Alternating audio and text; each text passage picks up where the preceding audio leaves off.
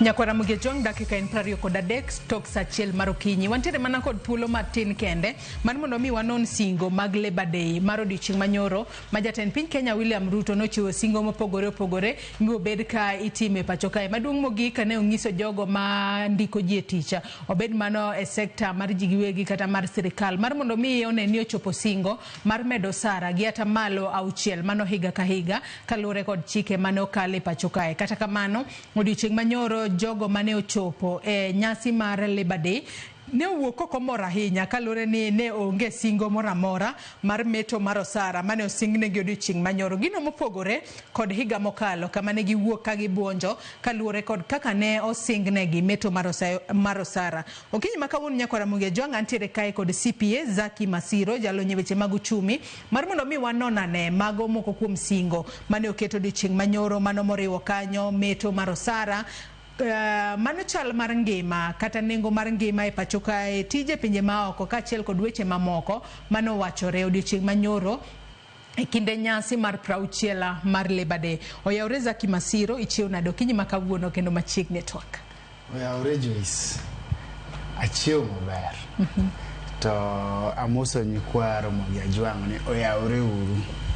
Okinyi masani wabro neno gik manyo tiviro odiochieng' manyoro gi kaka nywa paro to gi kaka chal especially kaka wang'iyo chal mar kaka gik moko chal gi chalwa marwa wingi bende utewa to bende wamor koso kwa mor ngima maduong' machiegni to okinyi makawuono Nyakwara Mugejong mana kaka iseneno mane wendo mantiere godo e studio mar county ma Nairobi kae. Wendo machielo mano Jono Pio jalonye weche mag mbui ok nyalo chopo e studio ka kaluwore kod mago ma ok nyal geng'. Kata kamano Nyakwara Mugejong bed thuolo mar riwri kod wetwa kitwalonwa ote paro penjo moramora kokale namba mar ote machuok 238600. Facebook ibiro yudowa achiel kachiel Ramogi TV X @Ramogi TV. Ka an bende nyalo tudri koda e Facebook page mara ibiro yuda Joyce Oduor, mbui mara mar X ibiro yuda @Joyce Oduor_. Kochako twak marwa yango kinyi makawuono dagom mar mondo mi wawinjane report mano losnwa kod jafombo marwa Lydia Okeyo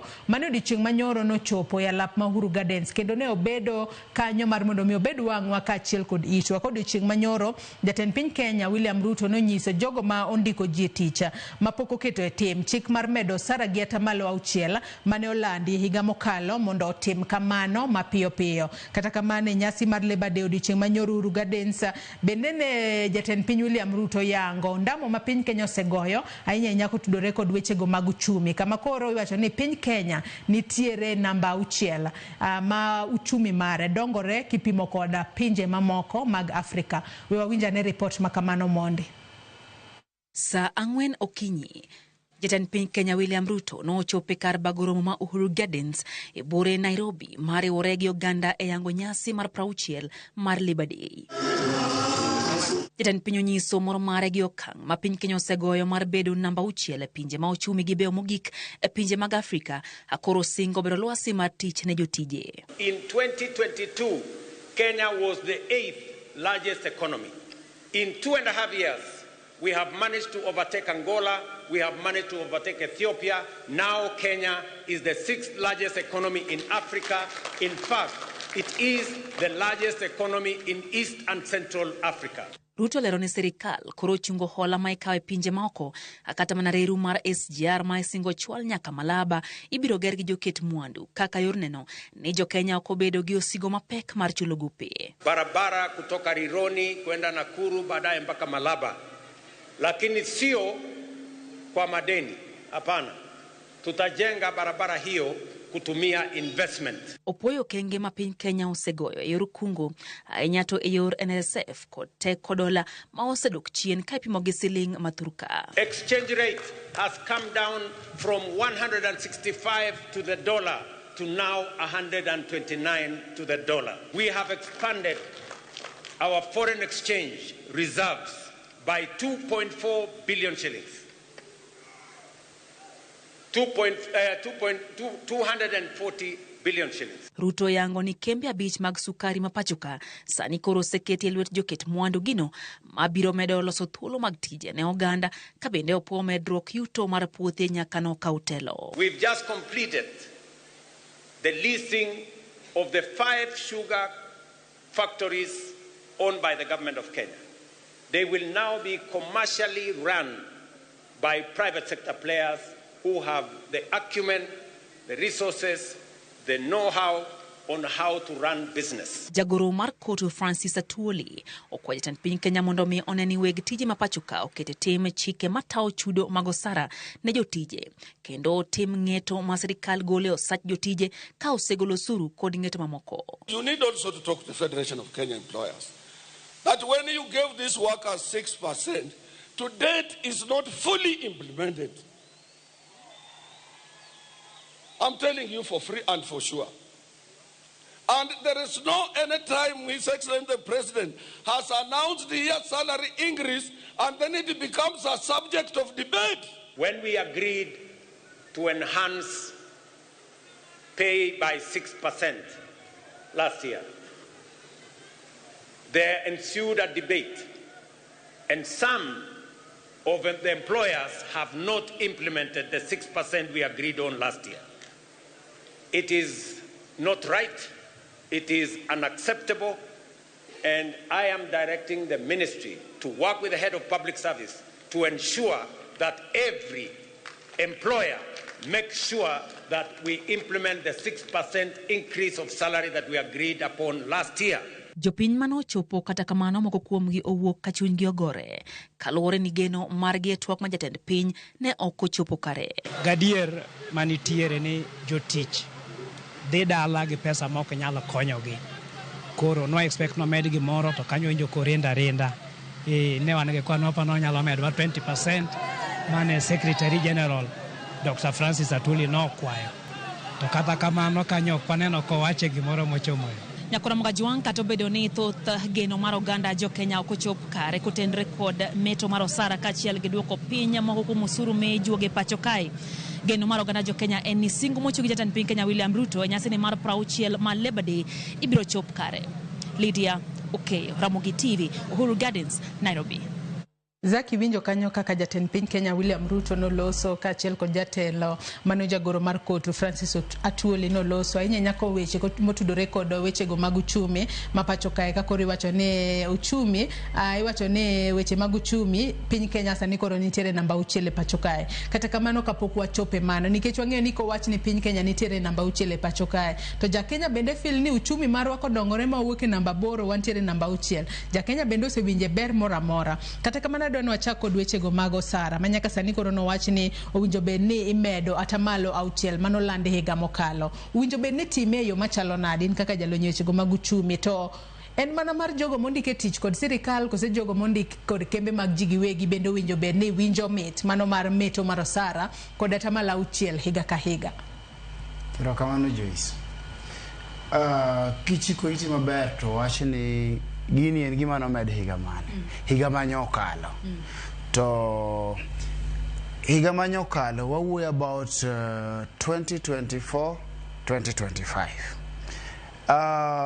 king'iyo 2023 2024 nok gimedo gimoro negi wacho ni piny no ok negi wacho ni piny nok ber but ing'e ni sama ok omed gimoro to wadhi e romo a presidential function to en Leba Dei to joko Atuoli bende ni kae onego beni wawinjo ni omedwa gimoro king'iyo higni 2 mokalo nokomedi higa mokalo nyomedi to kanyi winje koro nyoro no gitimre nade nyok gimedo gimoro tiende ni mwawuoyni en mana mar higa mokalo ema koro giwacho ni ne giwache to weg tich nokotimre nade nokomede kata nokoketi kaka ne gisingo ne jopiny.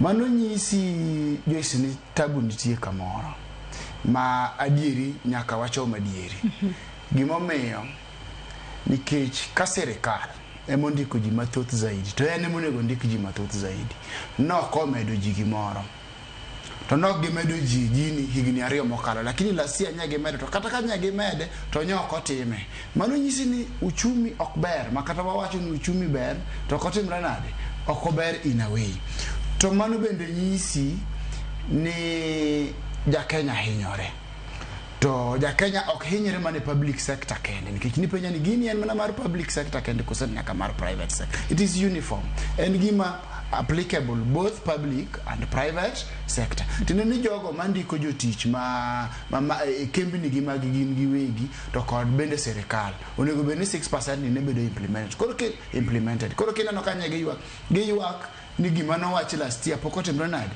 Jogi pok oketo singo ni mapok gitimre nade. Pok gitimo kaka serikal ne dwaro. To kendo koro gisani kanye gibiro ok nye gimiyowa gimora mora kata ok nye gimiyo japiny gimora mora. Iwinjo. To mano nyisi ni weche ok beyo. To gimomiyo weche ok beyo, Joyce chon kanye neno ka oluong Leba Dei. King'iyo ndalo Kibaki kod partly ndalo Uhuru Kenyatta kidogo ko Uhuru Kenyatta ni etel. Pap ne pong. At least jinadhiga ka jing'ione jatelo dwa wacha ngo tangono mantie. Tena ni geno ne ntie to ne ntie ga ngoa, ne ntie ga meto higa ka higa. Sani tinde wawinjo stories mang'eny. Iwinjo. Sani wawinjo stories. Nikech iwinjo kanyo kata ka japiny moro no wacho ni ne wabiro kwantiere kod geno ni jatend piny dhi medo wa gimoro kata kamano odiochieng' ma kawuono onge gimoro amora momedwa. Koro king'iyo jatend piny en owachonwa gik modwa timo. Tadieri kwang'iyo jatendwa en odwa ga timo. To mosetimwa nyalo wacho onge. Gik manyo miyo mahino kanyo Joyce. Nyiwinjo ko wacho ni en gimodhi timo. Okay, osara nyo avoid, okunyo wuoye. No wacho mna ni yo tim nade. Omed gima ne giwacho last year. Okrach. To biro to nyisowa ni economy koro timre nade odongo. Walk from position 8 to position 6. Okwano nyaka countries go mano watimre nade manyo akalo. Wapenje ni tunda Kibaki ne wan kama nade. Momiyo sani kore kwadugo wakalogi. Tena ni gin gi London wakage kalo lakini ok gi London wakage timre nade ka gidok chien. Tanyalo wacho ni gik manye president omiyo mahino ne gin gik moko kaka nyo wacho maber ni hustler fund. Koro ji giwacho ni micro and small and medium enterprises tena ni johala matindo tindo koro biro bedo ni nyalo access 10,000 to around 200,000 mondo gichak go ang'o kaka nyinyo mar chako ohala tena ni capital to start the business. Hustler fund king'iyo kata mana audit report mar the auditor general's report. Mano report on this nentie problem. Nikech giwacho nwa gik ma already nigi problem ma ok nyal konyo japiny. Makata gin giwegi ok gin sure about sustainability. Yani gikia kata bro dhi mbele kata bro timre nade bro dugo chien. Hustler fund no auditor general no wacho ni default rate en 64%. Tiende ne ko miji 100 ko miji wawacho ni total shillings 100 bob o miji oko kacha. Prauchiel gang'wen ok bro timre nade ok bro duoki. Iduoko mana pradegadi iduoko 26 thereabout 26. Iwinjo ka default rate and 64%. Serikal pok wacho ni gisetime ang'o. Tang'o momiyo bedo negi easy mondo gikaw pesa nikech japiny yuago uchumi. Ikaw pesa tidhi kete gima ok timre nade ok maybe ok kony japiny. To kata mana serikal mwenyewe gino ok konyo. To nunyi wacho ni wakendo ni gini ne miyo nyaka jok ma wa ineligible. Tena ni miyo nyaka ntie kuonde moko mano mi ji machalo kaka ja 10 days old. Nyathi mano nyuol 10 days ago. Maonge kata ID no yudo hustler fund nade. Iwinjo. To default rate en at 64%.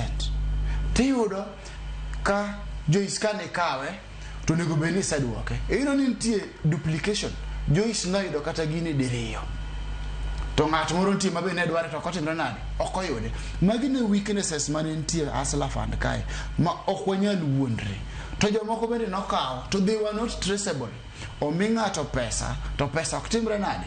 Pesa ng'ani ok nyal lu mayudo ni adieri Joyce oduor to en odak kama kata entie en dhano matimre nade mangima mano kwayo loan. To kanga di matina CPA za Kimasiro. Yes. Nitire wach moro mabende no wacho odiochieng' manyoro kod jatend migao mochung' ne wechego mago mano jagoro mar koto Francis Atwoli. Odiochieng' manyoro e kinde mane oloso no wacho kanyo ni owinjo bed ni deductions ma itimo ne jotije dwe ka dwe. Winjo bed ni o affect basic salary ma ok gross pay ma ichulo ng'ato. Ng'ato nyalo bedo ni penjore ni mano bro bedo kakelo pogruok mane ahinya to e osara kata e omenda ma ng'ato yudo modok godo dala dwe ka dwe. ngini gimanya la wacho ni kanyo mokwongo okay marach atulio setimo his part sani koro nego be ni ngato be kawo to timre nade chore mbele gimo miya wacho kama en kama gimo wacho no ne kare to gin joma contradict themselves ni ka giwacho kawuono kiny kendo giwacho mopogore kaka ne giwacho gimo wacho no ne kare kwa wuoyi gross salary chira ni macha malang duto mitimri nade mimi duto nego bed ni gisani salary is on the tax usuru igo le gross salary chira ni ya kano mi kata allowance moro mar ot mar rent to chako duogo mi allowance moro bende mar ndara kata wawache ni transport to INT gimiluongo ni basic salary mano koro osara ma uwinjru gi wuon tich ai ticha kimedi malang kata allowances moke wiye mane makoro kose med malang to loso gimiluongo ni gross pogruok mantie en ni gross ngeny kendo no med nyaka malang med nyaka allowances mimi gross ngeny okay to basic salary ni piny mar gross salary gima tuli wacho en onego bedni ingado suru kati keto suru ewi basic salary to niko keto ewi basic salary to di bedo piny osuru mikao bedo piny to ko kete gross man malo cha for example kingada 30% kata hata malo 30 ewi gross salary wawacho ni gross salary mara en 50,000 okay to maybe basic salary mara and 40,000 tendani wawinjiri utich no nego be ni 40,000 lakini koro omeda allowance moro mar rent kata lo apart omeda kata mana moro mar ndara omeda allowance moro mar ndara lo fabich to chako duogo omeda mar rent lo fabich malo sokora lo fu prabich kigo 30% mara lo fu prabich mano mi pesa di to kigo 30% mara lo fu prangwen mano mi pesa di kori bro yudo ka ko kete gross salary pesa michuli ni otimre nade ni malo pesa ma serikal kawo in terms of usuru otimre nade ni malo ko kete gross salary mama lufu prabich wacha to ko ngade mnagie basic salary ka tena tuli temo wacho ni ntie allowances monego beni ko mi to kik ngadi usuru to bendi paro ni magi gin gigo minyalo kete ti madiera mar mondo mi kochopo miso dwe adiera ngato ka nitiere omenda mabalang miyude to ichamo omenda mabalang no kimor ok ninge ni koro ni koyude to ihuma ni dong idhi ngadi usuru kocha dong ma kendo gi lweta nono emo mi winjo ka chako na tuoli osetemo partner gisani onego beni ngato no ne matimra nade temo partner momi awacho ni kamano en ya kadwo ko penjo ni en ya gini ober lakini ok brokete tem to koko kete tem emi winjo ka ja piny go koko to ntie migepe kata kaka FKE Federation for Kenyan Employers jogi nogolo report ma very clear mano wacho ni osuru ingado e yo mamalo jopiny hinyore to kalure go suru mingade yo mamalo ji mang'eny oseriembe tich tena ni employers jogo mandiku ji neno ni koro kusuru ni malo ok ginyal timre nade ok ginyal endelea ga ngowa gindiko ji jomoko nyaka dhi dala Atwoli makoro wacho no kaka president onego bed ne timo no wacho na Atwoli contradicted this Atwoli nobiro mo wacho ni gigo are not based on data to kendo mago gik ma fake makata nyoro ka nying'iyo Federation of Kenyan Employees nyoko me chance no tami gi wuoyo mamano pok nwa neno nyaka nwa chak neno gigi koro tienda ni ya Atwoli wacho maber lakini kochopo implementation ok biro bedo implemented but who will be the first person to defend the president or to defend the nation obro bet mna Atwoli achiel ma pod timre nare ma wuoyo koro Atwoli gi ntisa mage opeke to ntisa magi wuoyo ka ji obet ka ji nyobet cha to gitemo wacho gima ja piny gombo winjo lakini gima ja piny gombo winjo no en adieri but ok ginyal time kaka ja piny timre nade dwaro tinani giwacho sama president ubet to giwuoyo kaka gin ma gitimre nade gidwaro tinani gidwaro ja piny mondo bed mamor to kan ji osedok makuru ji osedok e offices gi to contradict gik ma jo piny timre nade ma jo piny dwaro nikech obende kara kanyo wacho gini nyaka bed ni an gi data moro which data mopogre gi gima nya FKE wacho no koro wacho to nyo wacho maber adieri okonego be ni everything bedo taxed kwa wuoyo about usuru tadieri onego bedni wang'iyo gima onego bedni ng'ado gi gima ok ng'adi mondo japiny oyud konyruok. Matuoli wacho no adieri nyalo duoko baden kata usuru piny ming'ado japiny ka dwe rume malang'ne. But the same Matuoli ok adwa tiyo gi words moko ma samoro ok donji, but gini makoro kendo gigone sirikal peke sama sirikal timo ang'owa hinyo japiny. King'iyo Atuoli maber ok en Atuoli machon, en Atuoli masani maparo ni ng'ato ka ng'ato gi sani tho gi iye. Nani gima nyalo wacho ka jatend piny kata wanyalo wacho ni piny Kenya nyaka sani koro nitiere namba 6 e Afrika kaluwore gi report mar IMF mano kudore kod uchumi mano mar pacho kae. Mano nyiso nang'o kwa wuok e namba 8 wawuok e sani koro wantiere namba 6. Mano nyiso ni chal mar ngima sani koro chalo nade kata nengo mar ngima chalo nade. To ka uchumi marwa ta ang'o ma ipimo kata ang'o ma IMF ng'iyo e kinde ma koro gigolo report mar gibagi wach ni e Afrika kae piny Kenya koro nitiere namba 6. Ta dira kwa ng'iyo ground to jopiny to osebedo ka ywak kero jomatiyo pod ywak ni ing'ado sara margi mang'eny, nengo mar ngima pod nitiere malo, jopiny pok oyudo fuong'ruok moro makare. To kinde ka kinde tiwacho ni uchumi marwa dongore, uchumi marwa sani nitiere namba 6 e Afrika. Koro Joyce mondo aduoki abro duoki e yore ariyo. To kaka abro duoki e yore ariyo wabro ng'iyo niya indicators gin ang'o giri ere ranyisi mar nochumi timre nade dongo. To ichaki duogi penja to japiny to pod ywaga ng'one ofuke.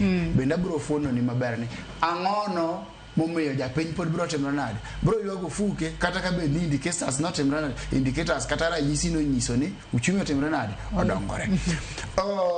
Nti indicators kaka gima waluongo ni GDP, gross domestic product. Ma tiende ni en mna gigo mwaloso to mwatimre nade mwauso. Giwacho nwa ni gini koro odongre ma onego bedni owuok e 4.7% to rieyo 5.4%. Iwinjo tiende ni odongre by 4.7% to sani koro gi project ni kochopo higa mar 2026 to dhi bet ni en at 5.4% growth. Okrach to en a scientific way mipimo go kaka wagolo gik moko gi kaka watimre nade wag produce gi kaka wauso. Ok wanyal pingo mano unless we have a contradictory data kata gino mapingo manyalo wacho ni data no is not correct.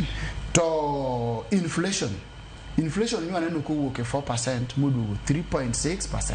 Inflation kwa wacho ni inflation en medruok mar nengo mag mwandu mwatimre nade mwatiyogo. Koro wacho ni medruok ok nyo medre lakini koro bei wacho ni nyotimre nade nyodok piny. To kata king'iyo iwinjo ka jatelo wacho kata exchange rate. Kisa neno sama exchange rate stabilized tena ni kaka wachenjo dollar back to Kenyan shillings ne chon nido no dhi nyaka around 160 159 to nyoduogo mobedo nyaka around 129. Tena ni ka in gi dollar achiel to yudo 129 Kenyan shillings. Mano shows some sort of stability. Mano mana ka kura wacho ni some few gigo indicators mitiyo but ipenja ni ang'o momiyo japiny ok timre nade japiny ok winji wacho ni uchumi dongore japiny to pod nitiere mana kacha. Koro gimomiyo gik makamago timre ibro yudo ni sirikal wacho no medo ni gini obedo maber lakini king'iyo tax kata sani koro udong ndalo mathin to koro ibro neno kaka kendo waduogo ka wawuoyo usuru omed ma ogol ma oketh kacha olos ka. Iwinjo ibro yudo ka tax onge chieng' ma japiny osebete no usuru otimruok nade oduok piny. En mana gima idwago no chor malo lakini ka nying'iyo gi ka nyigi wuoyo Leba Dei nyagi medo ji osara. Tiende niya ini wacho ni gino dok piny osuru to timri nade tero malo to kitere malo anto mara mayudo gacha to medo mana timre nade medo mana dok piny nikech kwa wuoyo inflation to en medruok mar bech ng'ang'owa bech ngima.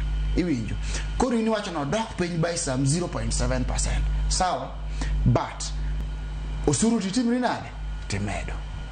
kisemedo suru to in on a public day like Leba Dei to gimi meda to unge osara to ni medo ere kaki expect ni mondo ngima no bed makare ok nyal bedo nikech osara medore to gimi medo ngat suru medore lakini osara to timruok nade ok med ngat koro mano miyo japiny bende ok nyal bedo timre nade ok nyal winjo ber mar kata no wacho ni ngima timre nade odok piny to Joyce pile wawacho niya ngima kodok piny yes iwacho no dok piny but anyalo mana winjo no dok piny ka I have money to do what to spend ka onge pesa manyalo dhige e chiro to koro kata dok piny tanta kia no timre nade ok anyal ng'eyo gimomiyo mano timore en ni ni ji sani kaka employers no kata Federation of Kenyan Employers no wacho adieri ji mang'eny koro keto on casual basis onge ng'ama is on permanent basis to on casual basis bedo ni payment to timre nade ni piny ng'ani onge yuto moro ma pile kata mogeno dwe ka dwe monyalo dhi to timre nade hospital tendo ni unemployment koro iwacho no dok piny lakini ng'ama ndiko ji tije to timre nade onge ang'o momiyo ji ok ndike tije pod wabro maduogo suru mwawacho cha baden nitie jogo mandiko ji feel ni baden ng'eny stima beche ni malo koro iwacho ni anto koro kanyal ndiko ji watimo gimiluongo ni cost cutting ema koro biro gi layoffs koro iti dwoko ngima piny iwacho ni ngima timre nade odok piny lakini japiny ma kawaida to ng'enyne en onge kata tich kata mano sara madonjo matimre nade ema onge monyalo dhigo motimre nade monyiew go gimoro chiro koro I can only spend and fail when I have it I cannot fail it when I don't have I cannot spend when I don't have iwinjo to maybe kata ka dhie moko tiboyudo ka kata mana sirikal gin giwegi ngima dok piny to ng'ato to nye miyo contract ka kora contractor maybe oloso ndara kata maybe government supply service moro kata goods to the government iti wacho ni ngima dok piny kata uchumi improve lakini what we call pending bills or public debt otimre nade ni malo imiyo kata mana X Limited ma maybe operate kata Homa Bay kata Siaya kata maybe Nandi or wherever tinyi notimo service na serikal to poko chole dweche mang'eny ng'ani kata kange modok piny to ini wuon kaka serikal ni miye tich to poko chole higni makalo kata dweche makalo ng'ano dey spend ng'ano still feels the heat mar the poorly performing economy. When we talk about economy kata flow of money mondo pesa wuoge serikal bir japiny be kabe me japiny wadgi moro mago duto gik manyaka wang'e koro in serikal wacho ni ngima odok piny ni inflation odok piny currency improve gik machalo kamago ok rach to bende ng'e ni in gi pesa japiny koro mano contradict nania ibro yudo ni yes uchumi wacho no dhi maber lakini in ok chul japiny cash flow is poor there is no circulation of money into the economy tene pesa ok luorre koro in nyalo bet ka winjo ng'ato wacho niya Joyce piny rach ni en gama en obet ok otimre nade ok one pesa to tineno bende samoro ng'ate mondike kata contractor cha mondike piny dala kacha to contractor no berito serikal mondo timre nade contractor bok ne pesa serikal to wacho ni ngima timre nade o improve koro nyalo bedo ni yes nitie gik mitimo but nitie few adjustments maka ok timo kata nitie few moves maka ok timo to no one will fail this among several things mabende wanyalo wacho ni timre nade nehinyo japiny Zaki kwa man corruption bidini inyi sani thuolo maroma no miyo kinyi makawuono ruma so mane mogo kuom ote manyaka Ramogi jong chwalo no aka iti chiu wachni mogika kukotieno mar tim licho hinga Migori County ng'isa ni Joyce an gima dhiera ni ker mar Kenya nyalo chiwo chik ni osara mondo medi gi 6% to employers ok tim kamano penjna wendo ni to be nitie yo ma inyalo tim mondo gichul jotich pesa gi ote machielo Ruth Nyathiyo Chieng bende wacho ni debed ni an ema okane ka uchumi berore kose jatend piny wuoye piny mane gik ma jopiny ne gombo winjo ok ne giwinjo singo go bende ok de wakwana kapok oket e tema penjo en ni jatend piny wacho ni ok obikawo gowi nyocho dhi China ne ok okawo gowi kose notuo ne hola mogik jatend piny owuoye gik ma affect jopiny directly. Atuoli to koro owinjore owuogi jopiny ywakne chal ma oriwore gi sirikal. Aluo twak kanu moja enako. Mago moko kuom ote ma nyakwara Ramogi Ajwang chwalonwa kaachiel kod wachne mogik Zaki.